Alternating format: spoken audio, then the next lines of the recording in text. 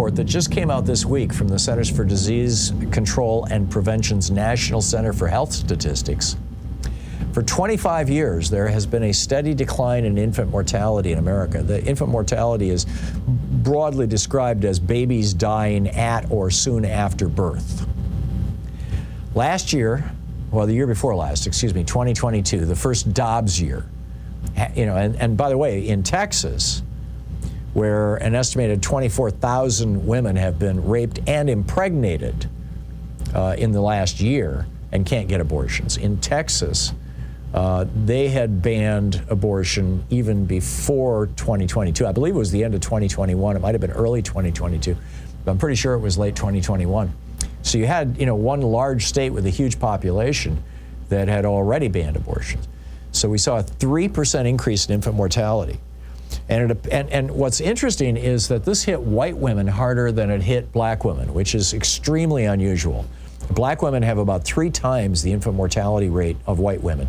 And that's because of structural racism in America. It's just the clear oppression of black people, whether it's growing up in poverty or living in food deserts or living in areas where there's not good access to medical care, or simply not having access to medical care because you live in a red state, particularly in the South, where the governor has not expanded Medicaid, and so you have to pay if you want to go see a doctor. And so anyway, white women were hit the hardest, which suggests that this is not structural racism, but instead the clear result of these Republican abortion bans. And sure enough, the Washington Post reports, this is from also this week, this was just day before yesterday, that physicians are fleeing red states. Here's a quote. This is, "Not so long ago, Bonner General Health, a hospital in Sandpoint, Idaho, had 4 ob-gyns on staff who treated patients from multiple rural counties. That was before Idaho's near total abortion ban went into effect almost 2 years ago, criminalizing most abortions. All 4 of Bonner's ob-gyns left by last summer, citing fears that the state's ban had exposed them to legal peril for doing their jobs."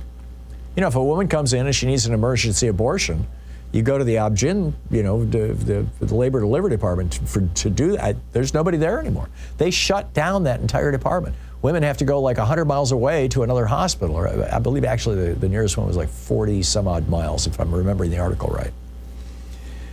Now you've got that.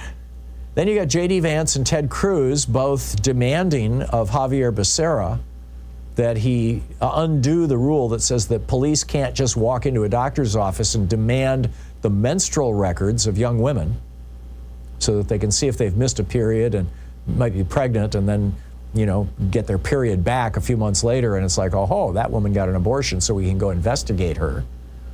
This was J.D. Vance's latest little shtick. And then Trump is tripling down on his basically big lie strategy for attacking female politicians and Democrats. He said this yesterday of Kamala Harris, quote, "She's so radical, she wants abortions in the 8th and 9th month of pregnancy. That's fine with her, right up until birth and even after birth. The execution of a baby, because that's not abortion, that's the execution of a baby." It's just a lie. It's just a naked lie. And Republicans keep repeating this, and where this came from, what Republicans are pointing to is that the Democratic governor of Virginia years ago was Ralph Northam, and he was an obstetrician. He was a physician and obstetrician gynecologist in his previous lifetime, before he became a politician. And somebody once asked him about women who are giving birth to deformed babies, to babies that are going to die, where they didn't realize that this baby had a severe mutation or was going to be born without a brain or whatever, and they give birth and then they realize that, and what do you do? And Ralph Northam said, you deliver the baby and you try to make it as comfortable as possible, and then you wait for it to die, and you try to give it, it and the mother a lot of love and support.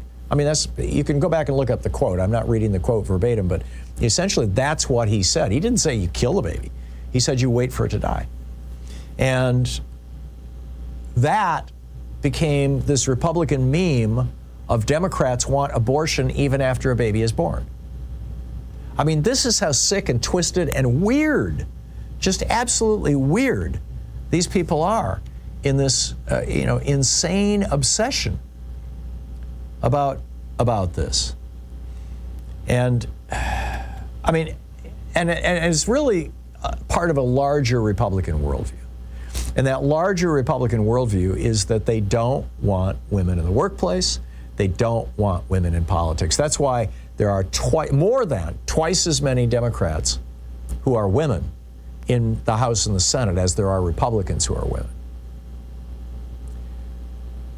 And I would guess that if you were to survey women in business, you would probably find that a lot more successful women in business are Democrats than Republicans. One successful woman in business, Carly Fiorina, was the CEO of a company in the Fortune Top 20, one of the 20 largest companies in America, Hewlett-Packard at the time, HP. She oversaw the largest tech merger in history. So what did Donald Trump have to say about this extraordinarily successful woman back in 2016 when she ran in the Republican primary? He called her horseface. He pointed out her looks. And, she's actually an attractive woman, but, that's what men like Donald Trump do with successful women. They attack their looks. This week, J.D. Vance claimed that Kamala Harris has done, all she's done in her life is, quote, collect a government check. He said, I was in the Marines. All you've done is collect a government check. Well, wait a minute. In the Marines, you collect a government check.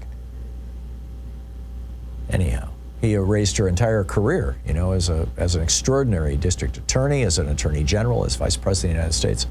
Trump last week called Harris dumb as a rock. That's also what he called Letitia James. It's also what he called Alvin Bragg. This is what Donald Trump characterizes black people, dumb as a rock. Marjorie Taylor Greene called her a DEI hire, probably referring to her race rather than just her being female. The Republican National Committee posted a sexist attack on X, saying Kamala Harris brought back her cackle to Milwaukee. Right. Attack a woman's laugh. Women are not allowed to laugh in America. You get that? I mean, have you ever seen Donald Trump laugh, by the way? He doesn't. He literally has no sense of humor. He doesn't know how to tell a joke. He doesn't know how to take a joke. He doesn't know how to laugh. This man is weird. And then, of course, Fox News' Tommy Lahren saying, tweeting, Kamala, did you fight for ideals or did you sleep your way to the top with Willie Brown? This is a favorite Republican slur against successful women. How dare you date a powerful man at the same time you hold a powerful position? It's nuts. But this is the Republican plan. They will not be happy until America's women are barefoot, pregnant, and silent. They love to quote, Timothy, 1:14, as I recall? 1 Corinthians 14. Women should remain silent. They are not allowed to speak, must be in submission. If they want to inquire about something, they should ask their own husbands at home, for it is disgraceful for a woman to speak in the church. This is the Thom Hartmann Program. Hey, it's right there in the Bible. Just ask any right-wing preacher. I'll be right back.